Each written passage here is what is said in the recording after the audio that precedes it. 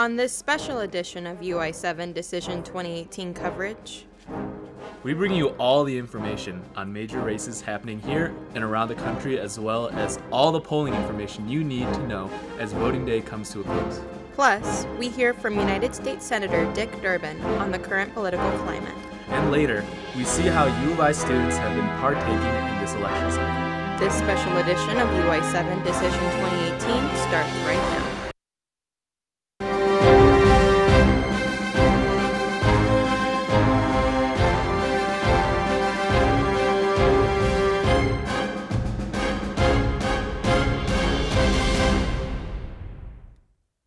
Good evening, everyone. I'm Andrea Flores. And I'm Chris Joe. Thank you for tuning into this very special edition of UI7's 2018 decision coverage. It's been a busy evening here at Richmond Studio, gearing up for this special night.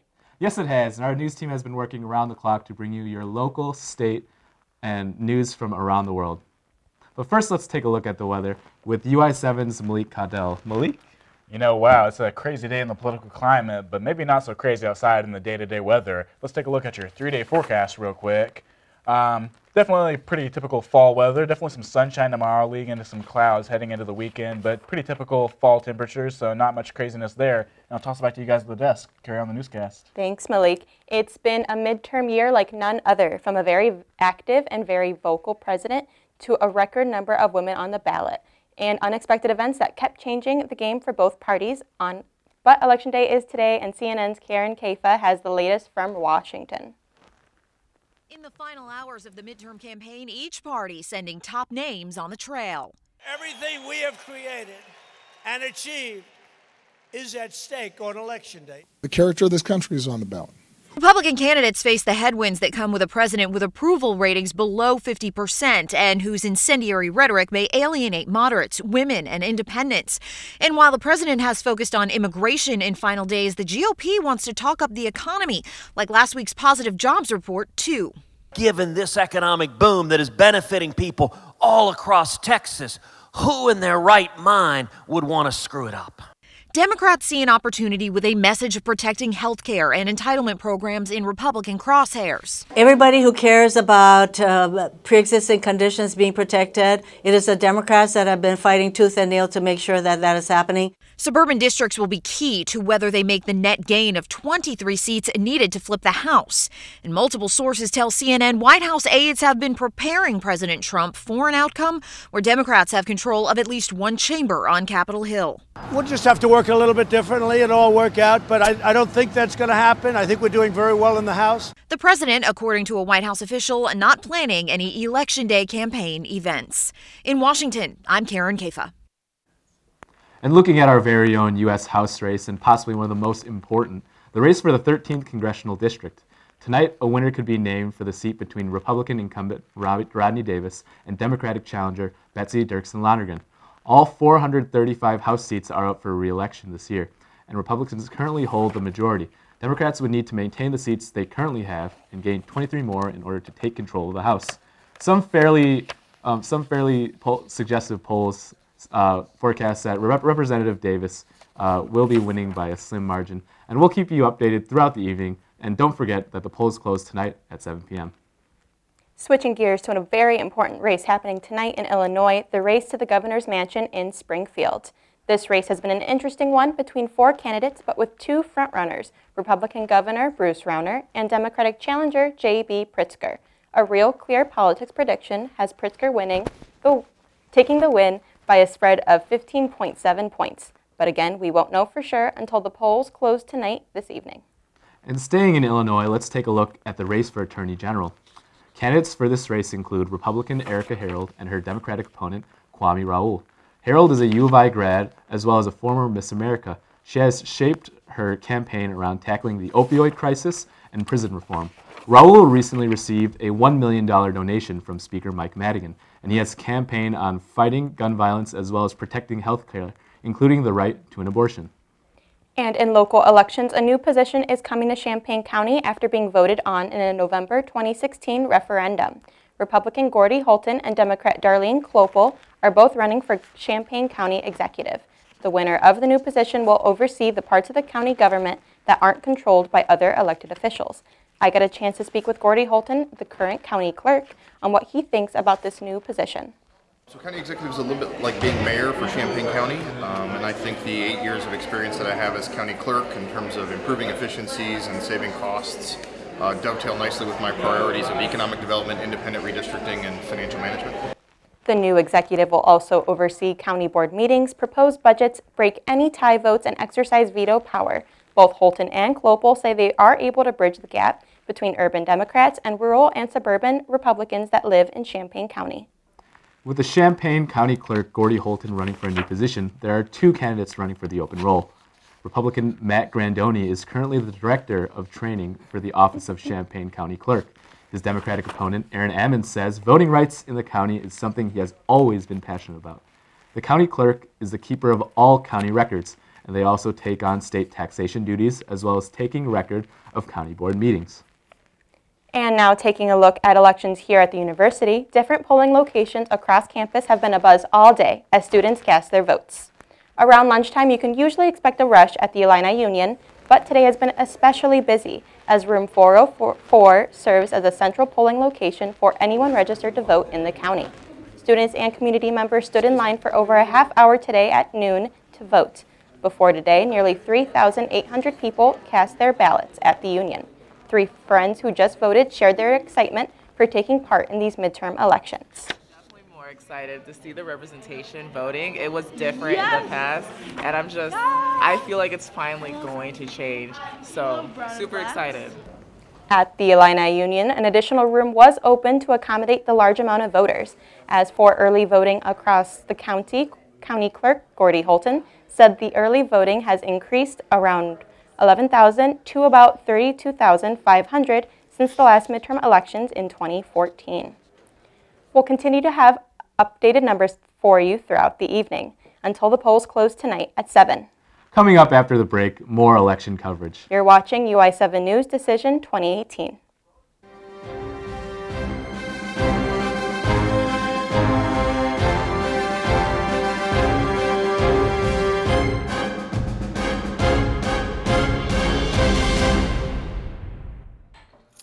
What do you think you're doing, Kevin?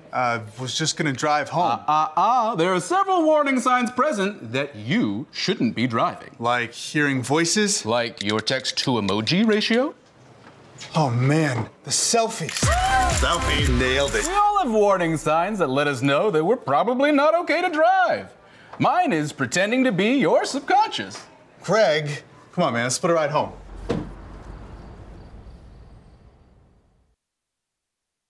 It's not my first time bartending, so... It's a sausage party in here. It's fine. I'm very familiar. Yeah, because you're a sexy girl, Sam. Last thing, totally last thing, Yeah. is that the music, when Momo kicks it into high gear, is going to get a little bit loud in here. So your customers are going to have a hard time hearing you. So you may want to... What?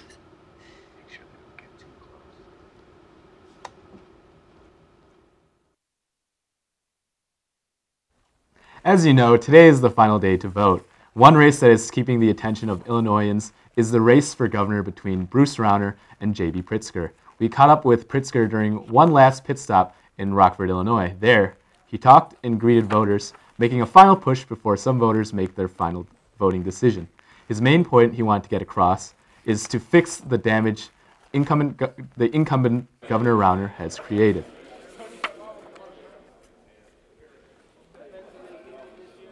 When we get elected, we're going to focus on the issues that are most important to working families, and particularly here in Rockford. Look, one of the very first things that we've got to do is reverse the damage that Bruce Rauner has done, not just to state government broadly, but to working families and their ability to get a college education, their ability to get health care, and their ability to get a good job. We're going to work on that immediately and make sure that our focus is on lifting up the standards of living of working families all across the state. Everyone is focused on the action tonight, but some action started on campus Friday, getting students pumped up to vote. Illinois House of Representatives hopeful Betsy Dirksen Londrigan hosted a rally on the main quad, and she was joined by United States Senator Dick Durbin. He assessed that most students are already chomping at the bit to vote, given the current political climate. cards on the table. This is a different election because of this president. This president has challenged the basic values and principles of America. And a lot of people are offended by some of the things he's said and done. His position on climate change, taking the United States out of the Paris Agreement, the only country in the world that is not working to make a cleaner planet. Londrigan hopes to take the seat away from incumbent Rodney Davis. Targeting college campuses is just a small part of her plan. The 13th congressional race is one of the most competitive in the country. I got a chance to see how Betsy Londrigan's campaign spent the days leading up to the election. With the 13th congressional race still hotly contested, candidates made their final push to garner votes over the weekend. For the Betsy Londrigan campaign, that meant tripling down on the canvassing effort. Multiple get-out-the-vote events were organized. Volunteer Max Shapiro said why he elected to participate in the campaign. I just felt motivated enough to finally get out, even yesterday in the rain, in the pouring rain, and knock doors, because I just believe it was too important to stick at home and do nothing. The Londrigan team keyed in on voters that have been reliable for Democrats in the past. I had a lot of great conversations with them. A lot of them were either, yeah, we love her, we're going to vote for her on Tuesday, or already voted, brought everybody in the house. So I had a lot of those interactions, and I had a very limited amount of interactions that I would consider to be negative interactions with people. On Saturday alone, 210 canvassers knocked on over 8,000 doors in the Champaign-Urbana area. Londrigan said the urgency surrounding the election has galvanized voters. I think this is the most important election of our lifetime. And the energy that I feel from students is that the students want to get our nation back on track and moving forward. And they want to have a voice in what their future looks like. Shapiro put the midterms into a big picture perspective. He said it stretches beyond party preference. It's a fight for health care. It's a fight for holding the 1% and the upper class accountable. It's a fight for racial equality, for gender equality, for sexual orientation equality, for all these things. The tightly contested Londrigan-Davis race has the attention of many. This morning, Londrigan picked up an endorsement from a fellow U of I alumnus. Nick Offerman said that the school connection is the reason that both are a fan of common sense, decency, and healthcare. And as our coverage continues, we wanted to make sure that we remain balanced, meaning we hear from both sides of the political spectrum. Our very own UI7 correspondent, Roger Blanco, joins us with our full coverage for a conversation from the Republican side. Roger. That's right. In truth, it's pretty hard to find someone. Over the last couple of days, it was hard to find people from Democratic side and the Republican side, as campaign parties and registered student organizations are rushing around, heading to for the final stretch. But I did find someone who actually made time to speak to me and us. I had to sit down with the Illinois Republican President Jack Johnson to ask about his predictions in a few congressional races. Oh, so we're looking pretty good, I think. I think Rodney will pretty handily win. I think Haltgren, Illinois 14, who's my rep, will win. He's in a pretty good place. Same with, Boast. They're all looking pretty good.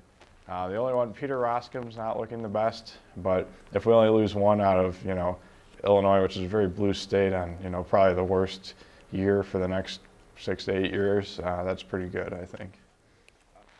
So with his predictions, that's good news for some, and not so good for others. That's true, Chris. I asked Johnson about his elections, how they'll affect the Senate and House races nationally. Be interesting. I mean, it's not like it's going to be a huge change from what we've had the last 2 years. There were only 52 and then 51 Republicans, not all of which were real stout conservatives. So I mean, it's basically going to be the same. We might even gain in the Senate, which will alleviate that issue, but at the same time, lose some in the House. So I think they'll remain to be pretty tight, and it's not going to be one party having super majorities, blasting the way through through the next 2 years. Caught me a little off guard, Chris. I got a little too ahead of myself. Hey, it's all right, man. It's very, very nervous times, very anxious times for all Americans across this country. It literally is. But overall, Johnson believes that Republicans are in good shape, and from his point of view. So the polls are still open, but just have to wait to see if his predictions will come true. Not only his predictions, but the predictions of so many others. That's right. Well, we'll just have to wait and see. Thank you, Roger, for bringing that report. And make sure you stay with us as we will continue to provide updates on these races throughout the evening. Coming up after the break, a look at your weather forecast with Malik Caudell and more coverage of UI7 News Decision 2018. Well, we'll take a break.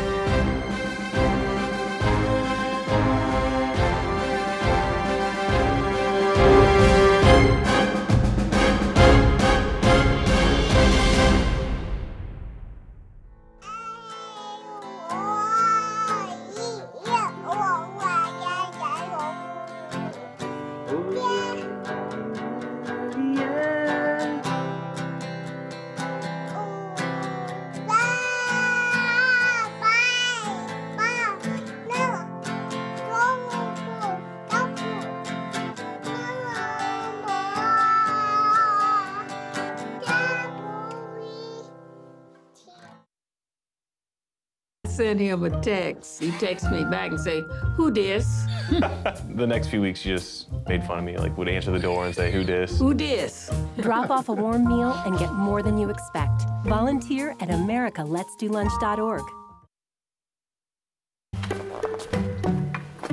Why don't you ever see elephants hiding in trees?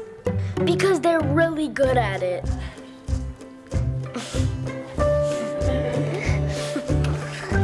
Yeah, I get it. Well, we'll take a break from our election coverage and see what the weather has in store for us. Weather correspondent Malik Caudell is here with the full forecast. Malik, what are you seeing out there?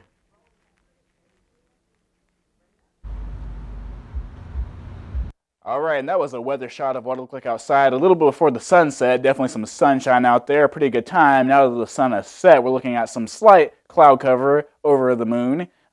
Sunset about 4:43, about 15 minutes before the show started, and now we're looking at the temperature around 49 degrees. And looking at the local temperatures, pretty well standard throughout the area. You know, you got 49 degrees here, just a little bit lower up north, a little bit warmer down south, not much fluctuation there, so definitely not enough to skip town and go check out what's going on elsewhere. Branching out a little bit further, looking at the Midwest, we're got 54 degrees down in St. Louis, up to about 43 in Des Moines, right above my head there.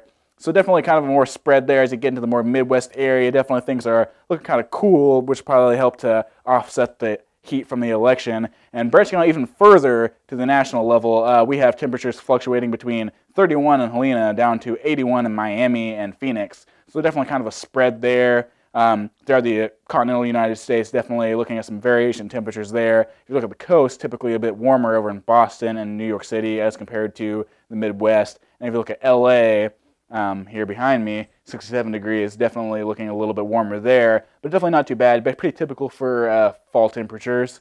Looking at tonight, we're looking at 34 degrees with the winds out of the west at 11 miles per hour, so definitely not too bad, partly cloudy, a little bit colder, not quite below freezing, so definitely a pretty typical chilly fall evening. Looking at tomorrow, 47 degrees, sunny, winds coming out of the east at southeast, 13 miles per hour. And then looking at the 5-day forecast coming up, we got 47 degrees on Wednesday, branching out to 37 as a low point on Saturday. So definitely temperatures dropping heading into the weekend. We got clouds on Thursday and Friday, clouds on Sunday, otherwise sunshine. Low of 29 on Saturday, low of 29 on Sunday. So definitely some colder, typical fall temperatures. But we'll throw it back to the studio. Back to you, Chris and Andrea. Thank you, Malik. And as you can tell, our weather correspondent had a little bit of a tough time getting off the set. But in other non-political news, breaking in the sports world, this morning, the Chicago Blackhawks announced that they are firing head coach Joel Quenneville. Quenneville has won 3 Stanley Cups with the Blackhawks since he has been with the team. And he's been with the team since 2008, and he was the longest tenured coach in the NHL and was the second winningest coach in NHL history. Owner Rocky Wirtz released a statement saying that the team released Quenneville with his full support last season. The Blackhawks didn't make the playoffs for the first time in 10 years last year, and the Chicago team promoted its 3-year-old AHL coach, Jeremy Colliton, making him the youngest head coach in NHL history.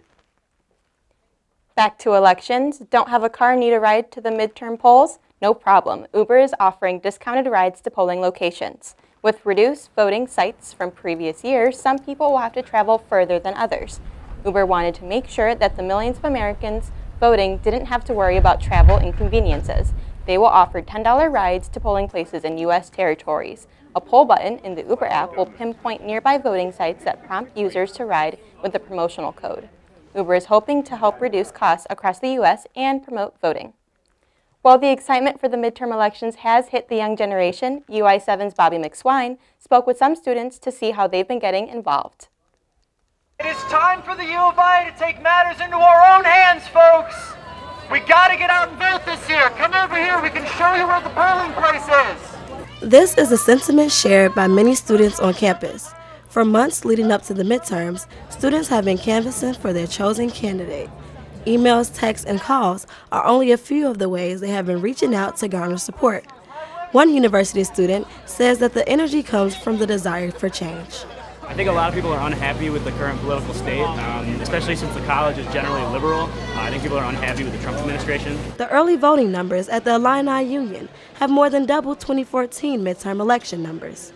One member of the Illini Democrats says that heavy student involvement comes from keeping up with political news over recent years. This year and over the last 2 years, people have been very involved and keeping up with the news more so than in other years. And I think that's a big factor in whether people turn out to vote or not. They're volunteering for campaigns, regardless of where they stand. You know, they can be Republicans or Democrats. They're, you know, out there and canvassing, and they're registering voters. But president of the Illini Republicans, Jack Johnson, says that so many students volunteered in the midterm elections in hopes of getting enough blue campus votes to flip Illinois 13. Johnson is referring to the Illinois 13th congressional district race, one of the most contested races on the ballot. Though opinions may be split, these students agree that voting is very important and a task that no one should take for granted. You don't have to be registered. You can do all of that right now, right here on campus. In Urbana, Bobby McSwine, UI7 News. Coming up after the break, we'll round out our show and let you know how you can continue to watch throughout the evening. We'll be right back.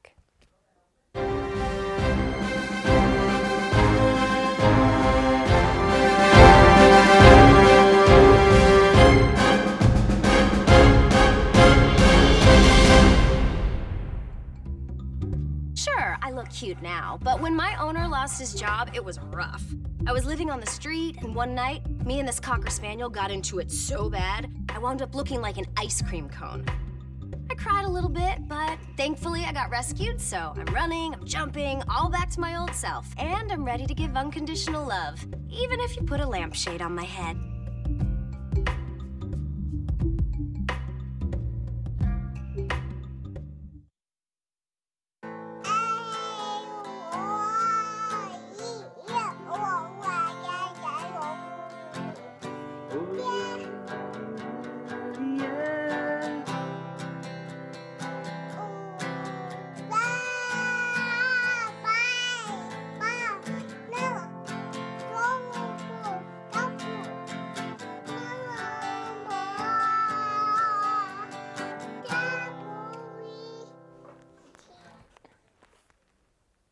Welcome back to UI7's Decision 2018 coverage. As we continue to bring you the most important information on the election, don't forget that polls are closing tonight at 7 p.m. all across Champaign County. Also, don't forget that Illinois has same-day voter registration, so be sure to head to your local polling station before 7 and cast those votes. Time for a little entertainment news. The distance between politics and Hollywood seems to get smaller and smaller with each election year. UI7's Maddie Bunton is here to give us the rundown on all things entertainment and politics. With midterm elections today, celebrities have been encouraging fans and followers to vote through speeches, videos, or their personal social media accounts. Stars are going above and beyond to take a stance and show how important it is to fulfill our civic duty. One influential artist, Kanye West, spoke out to the media that he is stepping away from politics and solely focus on being creative after spending quite a bit of time speaking out on Twitter and in the White House. He has to be the freshest, the flyest planes, the best factories, and we have to make our core be empowered. We have to bring jobs into America because our best export is entertainment and ideas. Kanye's tweet was quickly circulated throughout the country, and fans respected his decision to step back. Another popular artist has been extremely involved in the midterm race. Taylor Swift was known for keeping her political standpoints to herself, but she has had a change of heart over the last year. During the American Music Award acceptance speech, she took time to encourage fans to vote in midterms. So thank you for this incredible symbol of encouragement. Thank you so much for this. And I just wanted to make a mention of the fact that this award and every single award given out tonight were voted on by the people. And you know what else is voted on by the people? Is the midterm elections on November 6th. Get out and vote. I love you guys. Social media has been very beneficial in celebrities getting their message across. It is a great opportunity for their voice to reach millions of people. Some celebrities such as Sophia Bush, Travis Scott, and Ryan Reynolds are relating their posts to the election. Lastly, actors Leonardo DiCaprio and Brad Pitt came together to produce a PSA explaining why midterms are just as important as presidential elections. The future of our country will be decided this week. Elections don't just matter when voting for president. This election might be the most consequential of our lifetime. So much is at stake, from gun safety laws to immigration policy, clean water and air, and whether or not millions of people have access to health care. These issues will be decided from the House of Representatives to the Senate to dozens of governor's races. State House elections will determine the future of climate change, criminal justice reform, education funding, LGBTQ equality, and even your ability to vote. All of these races and ballot measures are a chance to decide on the direction of our country. And that's it for your entertainment report. I'm Maddie Bunton, and let's take it back into the studio. There were thousands of people lined up to vote on the U of I campus yesterday, but some students passing by weren't even sure who was running in the election. Take a look and listen.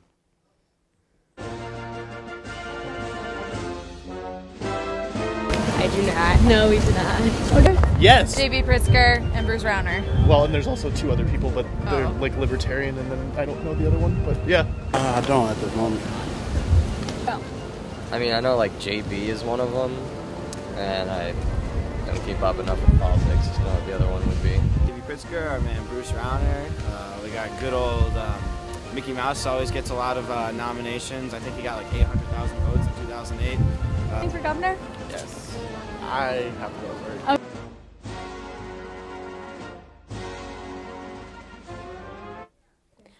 Well, I was out there with Nora yesterday, and it was pretty surprising to see how many people weren't sure who was running for governor, especially considering our current governor is running for governor. I was very, very surprised to see that. And well, before we leave you tonight, let's take a last look at your weather forecast with Malik here. So like I said earlier, pretty typical fall weather heading into the weekend. We got some sunshine to look forward to tomorrow, but after that kind of leers back out into the clouds. Temperature's pretty steady between 40 and 50 during the day, getting down to the 30s overnight. So pretty typical fall weather. Make sure to bundle up overnight, but during the day you can probably rock your cute fall outfits with your leather jackets or jean jackets or whatever you want. To the polls. To the polls. I plan on it. Well, for more of our stories, give us a like on Facebook or follow us on Twitter. To get the most up-to-date news, subscribe to our YouTube channel. Well, that is going to do it for us on this special edition of UI7's Decision 2018 coverage. From all of us here at UI7, thank you for joining us, and don't forget to get out there and vote. And also, don't forget to stick with UI7 News as we continue to bring you the latest election updates. I'll be continuing to host this evening with Aaron Navarro, bringing you the most up-to-date races at 7, 8, 9, and 10 o'clock right here on UI7. There will also be continuous coverage from 8 to 10 on WILL radio. And don't forget that the polls do close at 7 o'clock tonight. And if you're in line, stay in line. Well, for all of us here, thank you for joining us, and have a great night, everyone.